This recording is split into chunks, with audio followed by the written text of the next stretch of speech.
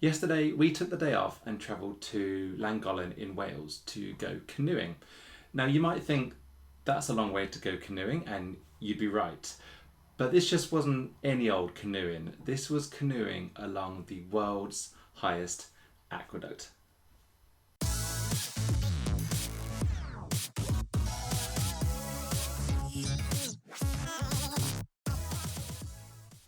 Laura and I got married about a year ago, and one of the gifts we received was a Virgin Experience Day gift card. There was so many options to choose from, but we opted for this canoeing, and we're so glad we did. It's put on by a company called Bearded Man Adventures. They do a whole range of activities from rafting to canyoning, and they do canoeing, and this is the one that caught our eye. It's been blazing hot recently here in the UK, but in typical Welsh fashion, on this one day we were doing this canoeing. It was raining, the wind was lashing, and we half expected to receive a call en route to say that it had been cancelled. Luckily it hadn't, so we donned our waterproofs and we headed over to meet our guide, who was called Sol.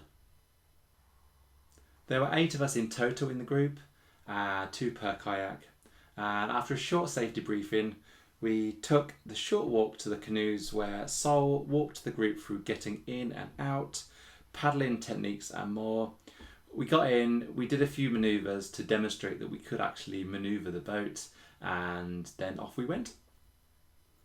What I liked about the experience and what surprised me the most was that it wasn't just a case of hopping in the boats, going to the aqueduct and then coming back.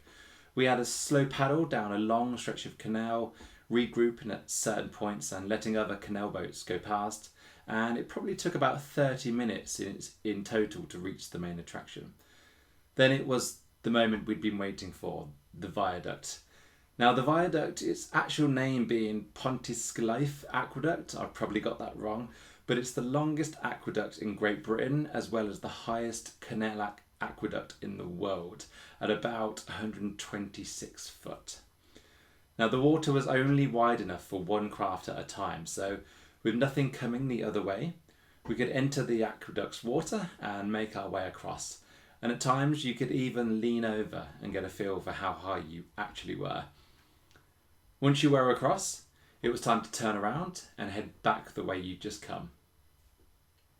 We then stopped and pulled the canoes out of the water and walked underneath the aqueduct, where Sol, the guide, gave us a little history lesson about who built it, how long it took and where the materials came from. All very interesting and just an engineering marvel.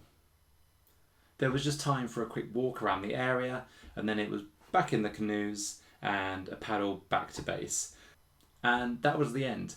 The whole experience took about 3 hours in total, and we were soaked through when we got back, so very glad we bought a change of clothes. If you're looking for a slightly different experience, we would definitely recommend this one. We'll put a link to it in the description. I've been Steve. I hope you found this video useful, and as always, keep on moving.